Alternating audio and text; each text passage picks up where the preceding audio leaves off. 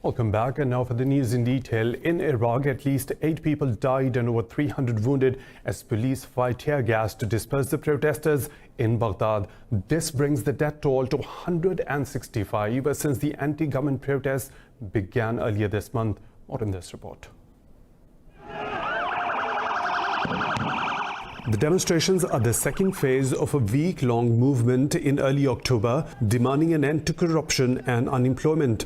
Activists are urging more and more Iraqis to return to the streets. We came today to put an end to such a humiliation. Enough. We want to live with the rest of the world. Saddam oppressed us for 35 years. We got to 16 years with these rulers. It means we have been suffering oppression for 51 years. We want a solution. We want to live. We want to live. The United Nations has urged security forces to show restraint. A UN human rights report released by UNAMI this week set out credible reports of violations of the right to life, including deliberate killings of unarmed protesters and the excessive use of force by units deployed to manage the demonstrations. The report also highlights concerns regarding the widespread use of repressive measures to limit publicly available information on the demonstrations. In a bid to quell protests, Prime Minister Adil Abdul Mahdi says a ministerial reshuffle would take place next week, but he rejected the calls for government's resignation. The US says it will deploy additional troops to Syria to protect oil fields from ISIS. The Pentagon says the planned reinforcement will take place in coordination with the Kurdish-led Syrian Democratic Forces. More in this report. Earlier this month, President Donald Trump announced to withdraw U.S. forces from Syria for a Turkey's military operation against Kurdish fighters. But now Washington says it will strengthen military presence in the region. Speaking in Brussels, Pentagon Chief Mark Esper says the reinforcement will prevent Syria oil from falling into the hands of the ISIS. But he did not say how many or what kind of forces would be sent to Syria. We are now taking some actions, I'm not going to get into the details, to strengthen our position at Dar es-Zar to ensure that we can deny ISIS access to the oil fields, because we want to make sure that they don't have access to the resources that may allow them to strike within the region, to strike Europe, to strike the United States.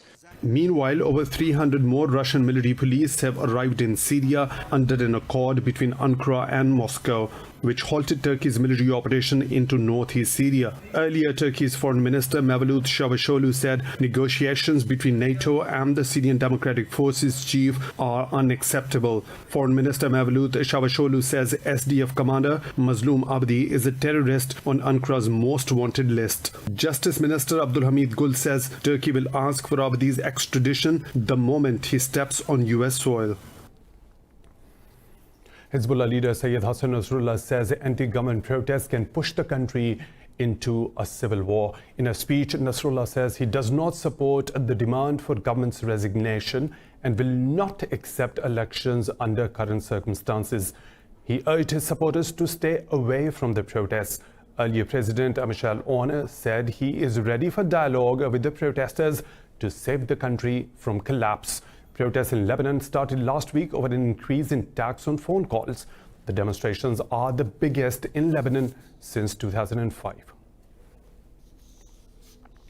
A Russian soldier shoots dead 8 fellow troops and wounds another 2 at a Siberian military base. The Defense Ministry says the shooter has been detained and a murder investigation is underway. It says the attack could be the result of a nervous breakdown. Moving on to Indian-occupied Kashmir, New Delhi has ordered shutting down 7 government commissions related to basic human rights. The commissions include the ones dealing with the rights to information, rights abuses and allegations against public functionaries. The order will take effect from October the 31st. The date coincides with the practical enforcement of bifurcation of Indian-occupied Jammu and Kashmir. A worker of opposition party Muslim League has been stabbed to death in India's southeastern Kerala state. Police say 36-year-old man Muhammad Ishaq was attacked on his way back from the local mosque. Police confirmed ongoing clashes between Congress-led United Democratic Front and Communist Party of India in the recent months. CBIM District Committee has denied any involvement in the incident. Heavy contingents of police have been deployed after the Muslim League called for a shutdown in the district Malampuram today.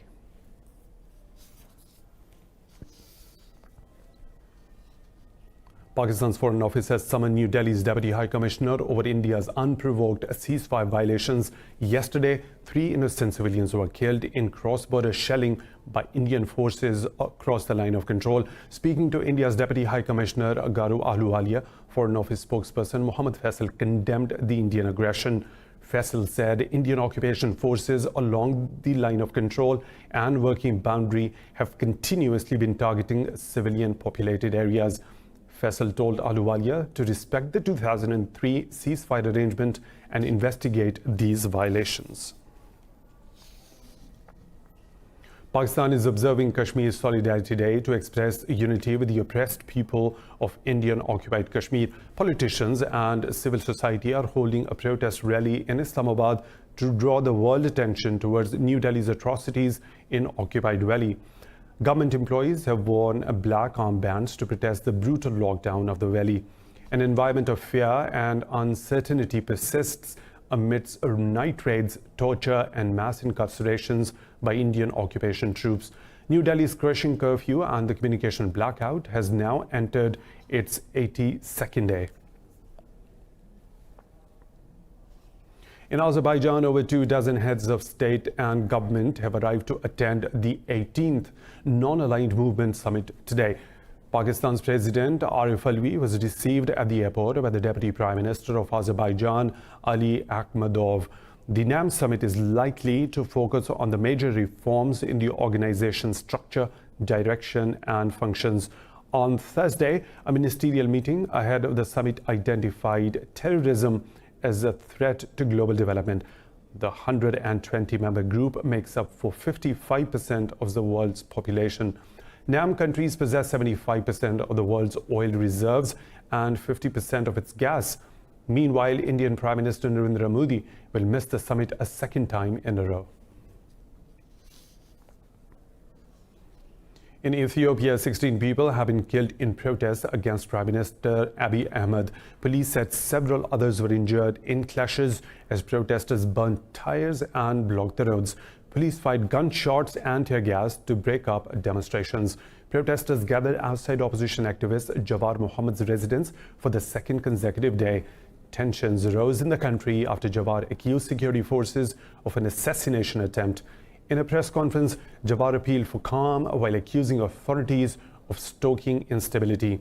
He said the federal police have attempted to carry out a major crime in a way that endangers the country. Police have denied reports of removal of Jawar's security detail, leaving him vulnerable to attack.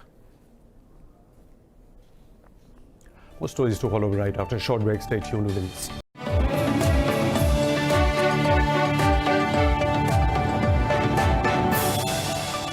Welcome back. Central African Republic says it is considering hosting a Russian military base. The country's president, Francois Faustin Touadéra, shared the development in an interview. President Touadéra is attending the African summit in Sochi.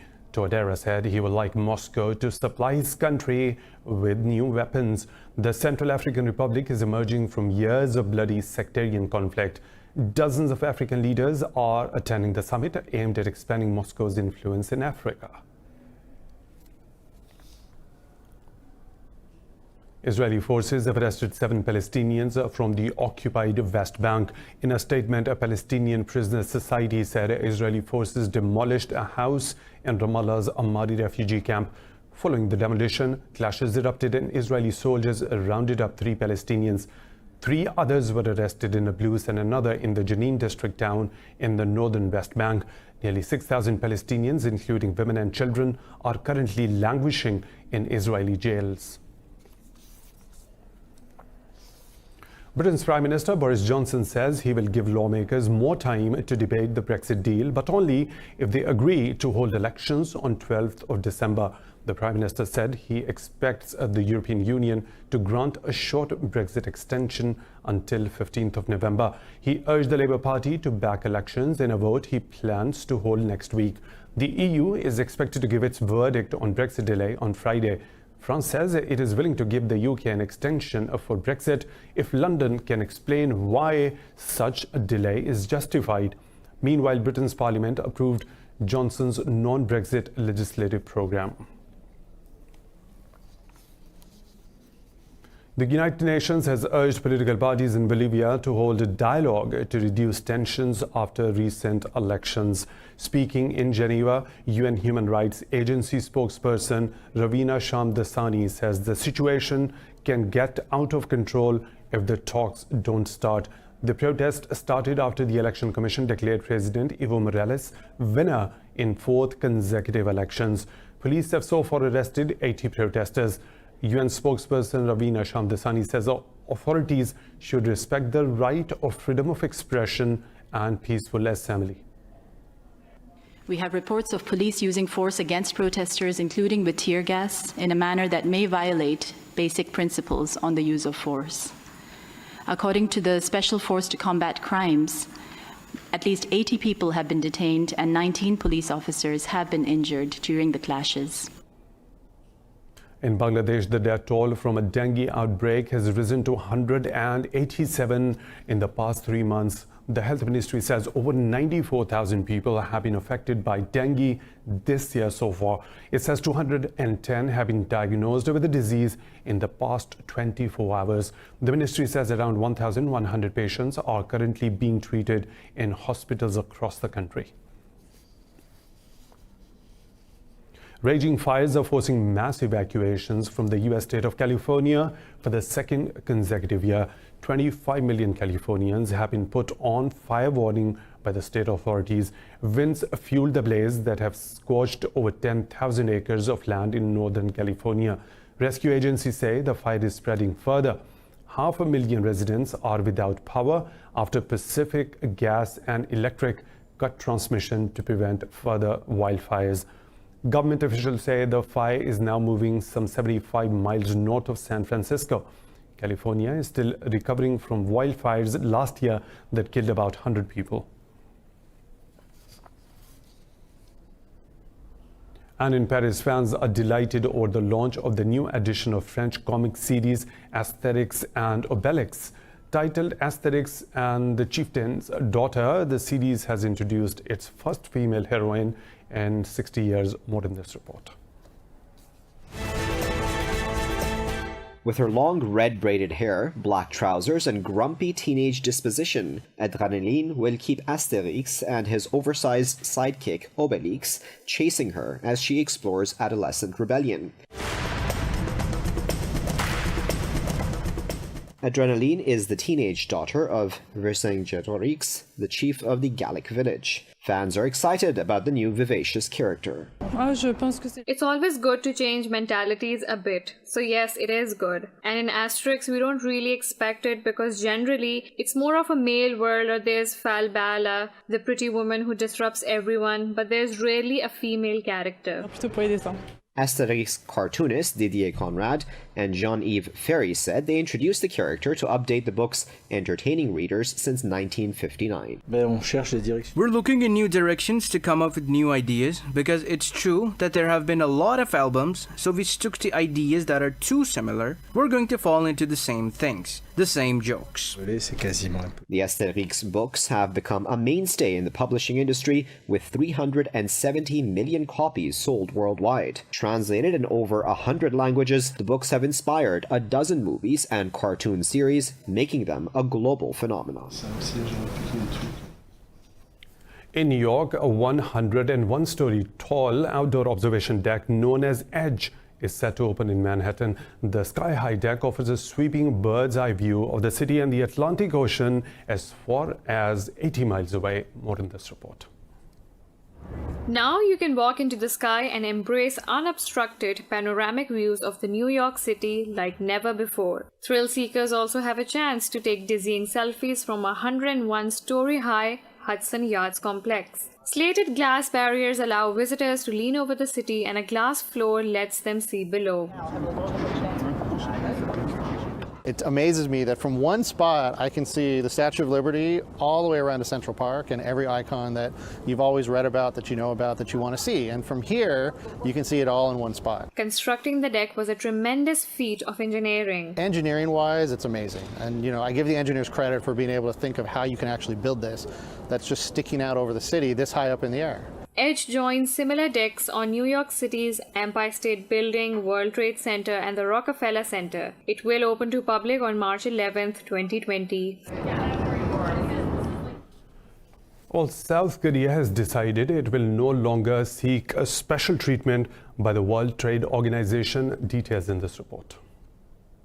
The fourth largest Asian economy has maintained its developing country status as a WTO member since 1995. Speaking in Seoul, Finance Minister Hong Nam-ki announced the decision. The government decided not to seek special treatment as a developing country for future negotiations. At this decision-making process, first we recognize that we have authority to negotiate the sensitive items like rice. Second, we'd like to make it clear that we will not forego the developing country status, but is it not to seek any special treatment from the negotiations going forward. Earlier in July, US President Donald Trump asked the WTO to recalibrate its criteria for designating developing country status. Trump criticized China for drawing WTO perks as a developing country despite being one of the world's largest economies. More stories to follow right after a short break. Stay tuned with us.